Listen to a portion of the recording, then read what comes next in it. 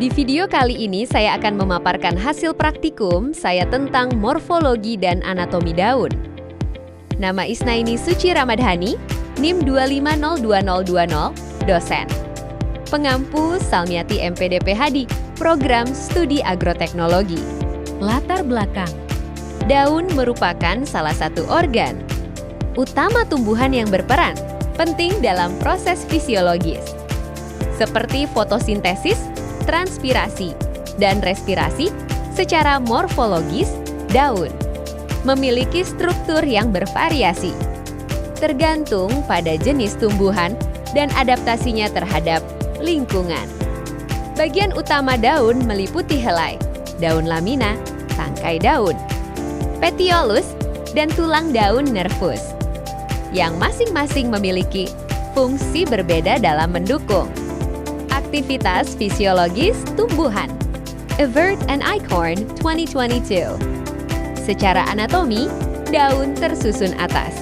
Beberapa jaringan seperti epidermis, mesofil, dan jaringan pembuluh epidermis berfungsi sebagai pelindung, mesofil sebagai tempat fotosintesis, dan jaringan pembuluh xilem dan phloem berfungsi dalam transportasi air dan hasil fotosintesis. Taze et al. 2023. Tujuan praktikum: mengamati morfologi daun, bentuk, helaian, ujung, tepi, pertualangan, susunan, dan tangkai daun. Mengamati anatomi daun melalui irisan melintang, epidermis, jaringan pauset, jaringan spons, stomata, serta berkas pengangkut, xilem dan phloem. Membandingkan anatomi daun, monokotil dan dikotil. Alat dan bahan. Alat: mikroskop cahaya, kaca objek dan kaca penutup, pinset dan germ pensil dan buku gambar, botol, semprot, penggaris atau loop. Bahan monokotil: daun jagung, daun kelapa sawit. Bahan dikotil: daun kacang panjang, daun lamtoro, petai Cina, daun mangga. Cara kerja. Pengamatan morfologi daun, ambil daun monokotil daun jagung, sawit dan dikotil daun kacang panjang, lamtoro, mangga. Amati bentuk helaian ujung, pangkal, tepi, pertualangan daun, menyirip atau sejajar, dan letak daun pada batang. Catat dan gambar perbedaan morfologi daun monokotil dan dikotil. Pengamatan anatomi daun, buat irisan melintang tipis pada daun monokotil dan dikotil menggunakan silet. Letakkan irisan pada kaca objek. Terasi tambahkan larutan safranin 2 menit, bilas dengan aqueous. Tambahkan fast green untuk kontras warna. Tutup dengan kaca penutup. Berikut video cara kerjanya.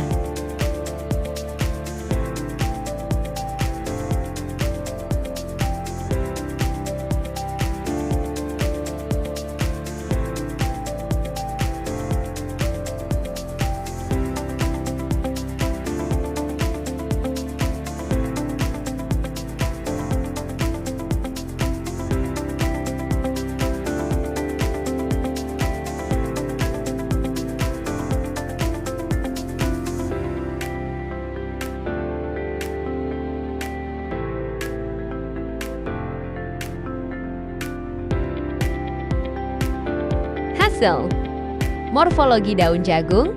Daun jagung memiliki susunan daun tunggal dengan bentuk pita, memanjang dan ujung runcing. Pertulangan daun jagung termasuk pertulangan sejajar yang merupakan ciri khas tanaman monokotil. Morfologi daun sawit. Daun kelapa sawit termasuk daun majemuk menyirip pinggangkeren. Besar, panjangnya bisa mencapai. Daun terdiri atas 3 bagian utama, yaitu pelepah, tangkai daun, dan helai daun. Pelepah bungkus batang, dan memiliki duri tajam di tepinya. Morfologi daun kacang panjang. Daun kacang panjang merupakan daun majemuk bertiga trifoliat.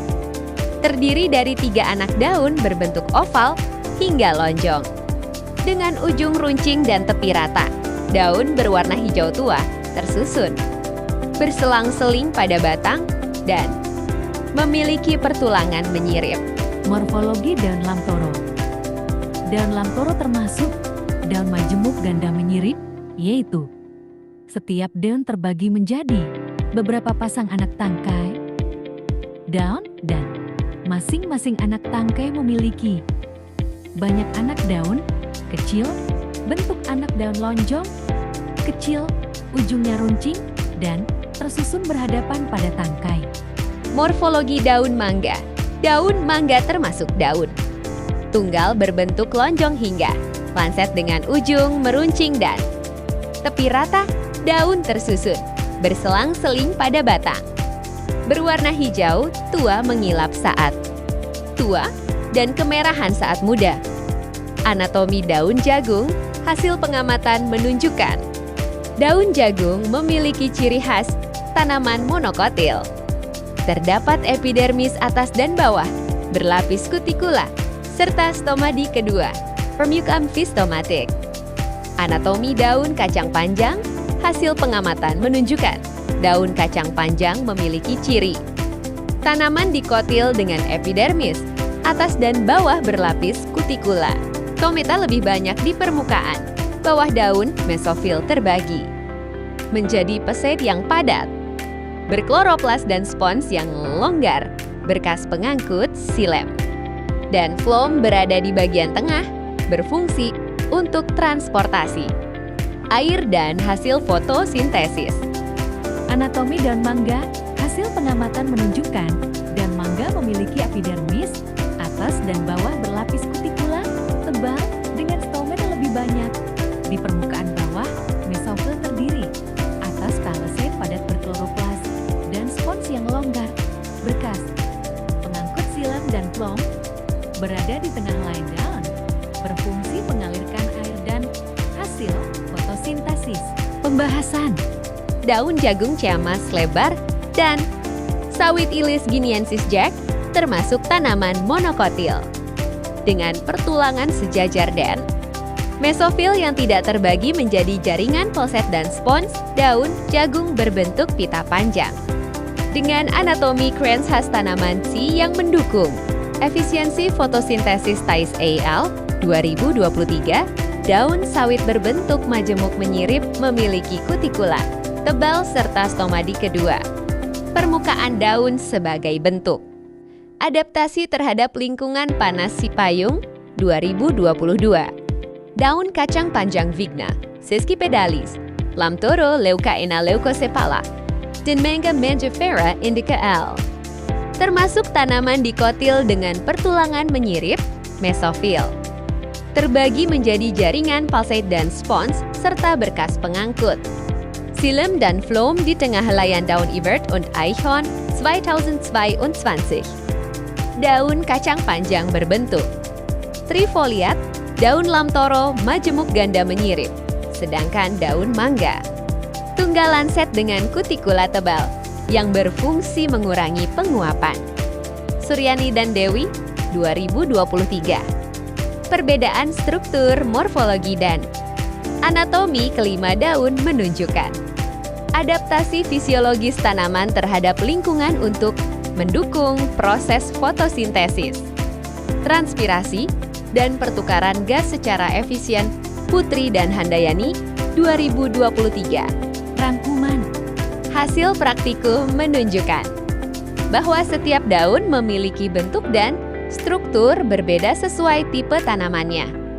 Daun jagung dan sawit sebagai monokotil memiliki pertulangan sejajar dan mesofil, tidak terbagi, sedangkan daun kacang panjang, lamtoro, dan mangga sebagai dikotil memiliki pertulangan menyirip dan mesofil, terbagi menjadi pet serta spons. Perbedaan tersebut mencerminkan adaptasi tiap tanaman terhadap lingkungan untuk mendukung fotosintesis, transpirasi, dan pertukaran gas secara optimal.